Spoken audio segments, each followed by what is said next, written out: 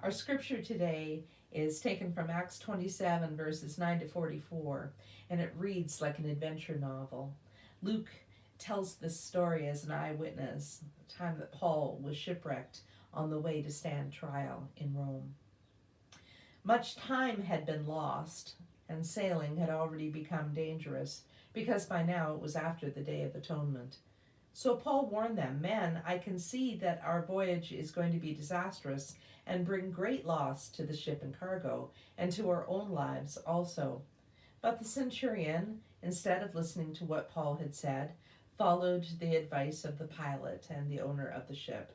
Since the harbor was unsuitable to winter in, the majority decided that we would sail on, hoping to reach Phoenix and winter there. This was a harbor in Crete, facing both southwest and northwest. When a gentle south wind began to blow, they saw their opportunity, so they weighed anchor and sailed along the shore of Crete. Before very long, a wind of hurricane force called the northeaster swept down from the island. The ship was caught by the storm and could not head into the wind, so we gave way to it and were driven along. As we passed to the lee of the island, of a small island called Cauda, we were hardly able to make the lifeboat secure, so the men hoisted it aboard. Then they passed ropes under the ship itself to hold it together. Because they were afraid they would run aground on the sandbars of Syrtis, they lowered the sea anchor and let the ship be driven along. We took such a violent battering from the storm that the next day they began to throw the cargo overboard. On the third day, they threw the ship's tackle overboard with their own hands. When neither sun nor stars appeared for many days, and the storm continued raging, we finally gave up all hope of being saved. After they had gone a long time without food, Paul stood up before them and said, "Men, you should have taken my advice not to sail from Crete. Then you would have spared yourself this damage and loss. But now I urge you to keep up your courage, because not one of you will be lost, only the ship will be destroyed. Last night an angel of the God to whom I belong and whom I serve stood beside me and said, 'Do not be afraid, Paul. You must stand trial before Caesar, and God has graciously given you the lives of all who sail with you. So keep up your courage, men, for I have faith in God that it will happen just as he told me. Nevertheless, we must run aground on some island.' On the 14th night, we were still being driven across the Adriatic Sea when, about midnight, the sailors sensed they were approaching land. They took soundings and found that the water was 120 feet deep. A short while later, they took soundings again and found it was 90 feet deep. Fearing that we would be dashed against the rocks, they dropped 4 anchors from the stern and prayed for daylight.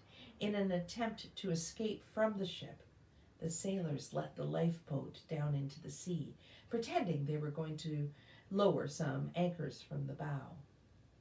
Then Paul said to the centurion and the soldiers, 'Unless these men stay with the ship, you cannot be saved.'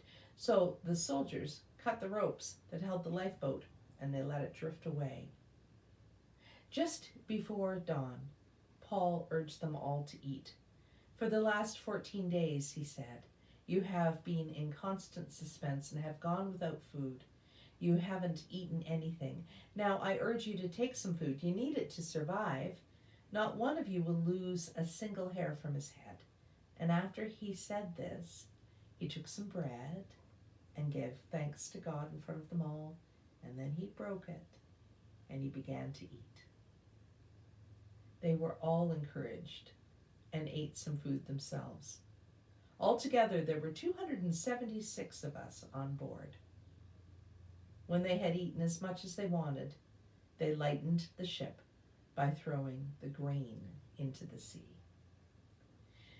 When daylight came, they did not recognize the shore, but they saw a bay with a sandy beach and there they decided to run the ship aground if they could.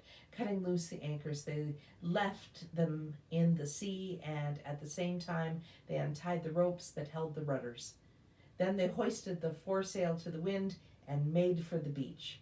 But the ship struck a sandbar and ran aground, and the bow stuck fast and would not move, and the stern was broken to pieces by the pounding of the surf. The soldiers planned to kill the prisoners to prevent any of them from swimming away and escaping, but the centurion wanted to spare Paul's life and kept them from carrying out their plan. He ordered those who could swim to jump overboard first and get to land. The rest were to get there on planks and on other pieces of the ship. In this way, everyone reached land safely.